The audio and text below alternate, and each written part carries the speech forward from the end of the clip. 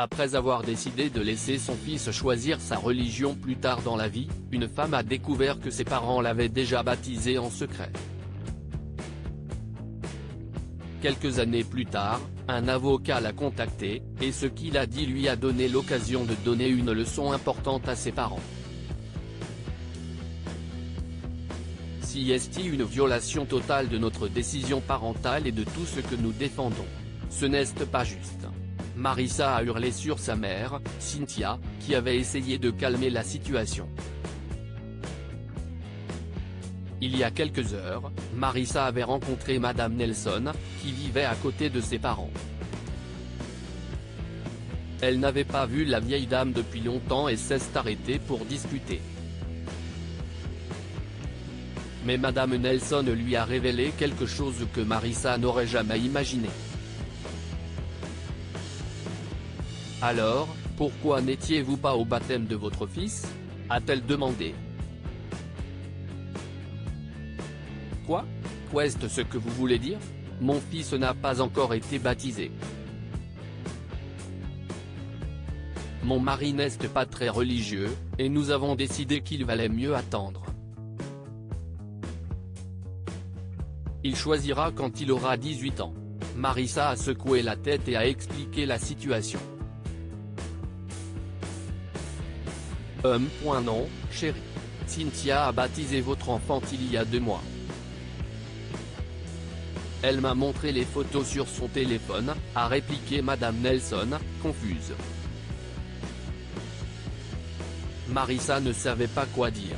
Elle a demandé à Madame Nelson de s'expliquer davantage, mais la femme âgée ne savait pas grand-chose d'autre. Alors, elle a fait la seule chose à laquelle elle a pensé et a couru chez ses parents. Elle a été forcée d'avouer, et ils ont essayé de justifier leurs actions. Mais Marissa était furieuse. C'était pour son bien, a justifié Cynthia en souriant avec condescendance à sa fille. Non. Son propre bien, si est de faire ses propres choix, maman. Si est. Tu ne le reverras plus jamais, a menacé Marissa en sortant de chez ses parents en tapant du pied. Elle leur a coupé les vivres, bien qu'il ait essayé d'appeler, d'envoyer des SMS et de venir. Marissa et son mari n'étaient pas prêts à leur pardonner, alors elle les a bloqués et évité jusqu'à ce que quelque chose se produise quelques années plus tard. Vraiment ? A demandé Marissa avec étonnement. Elle était au téléphone avec un avocat qui représentait une grande entreprise, qui prévoyait de construire des immeubles de luxe dans la région du New Jersey. Il se trouve que l'un des terrains qu'elle comptait acheter pour leur projet était la maison des parents de Marissa.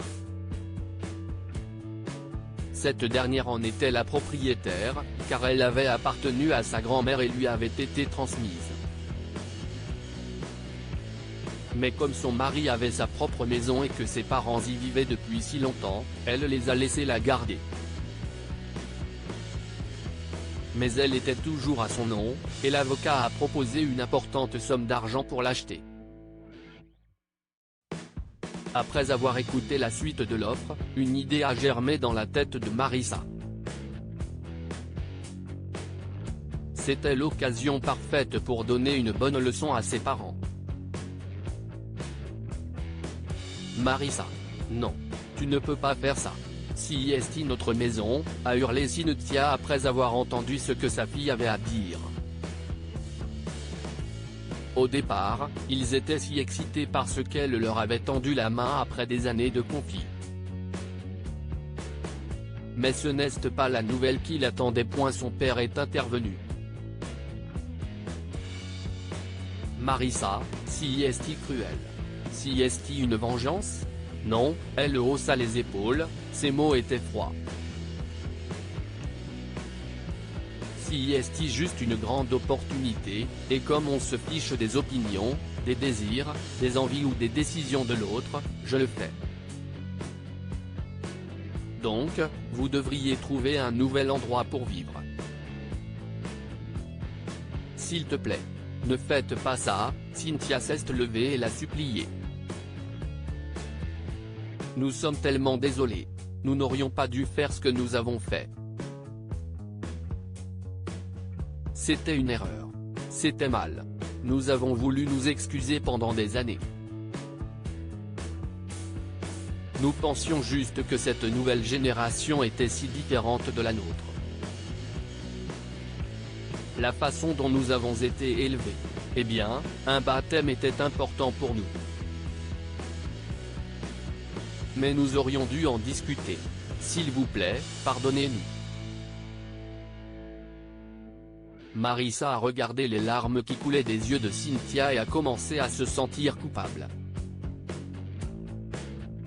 Mais sa mère s'est finalement excusée, ce qui est tout ce qu'elle voulait.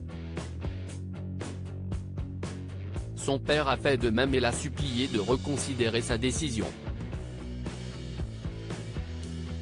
Vous voyez comme si est affreux quand les autres prennent de grandes décisions sans vous consulter d'abord, leur a demandé Marissa. Elle a laissé tomber la froideur dans ses mots et leur a parlé comme leur fille. Nous voyons, ma chérie. Nous sommes vraiment désolés. S'il vous plaît. Nous n'imposerons plus jamais rien de religieux à notre petit-fils. Nous le soutiendrons quelle que soit la voie qu'il décidera de suivre à 18 ans. On peut même changer de religion. Enfin, j'ai entendu dire. Je ne suis pas sûr, Cynthia a commencé à pleurer. Viens ici, Marissa s'est arrêtée et l'a prise dans ses bras. Je mentais, maman. Je n'aurais jamais voulu vendre cette maison comme ça. Mais je dois te parler de l'offre. Je pense qu'elle est bonne. Si est une bonne somme.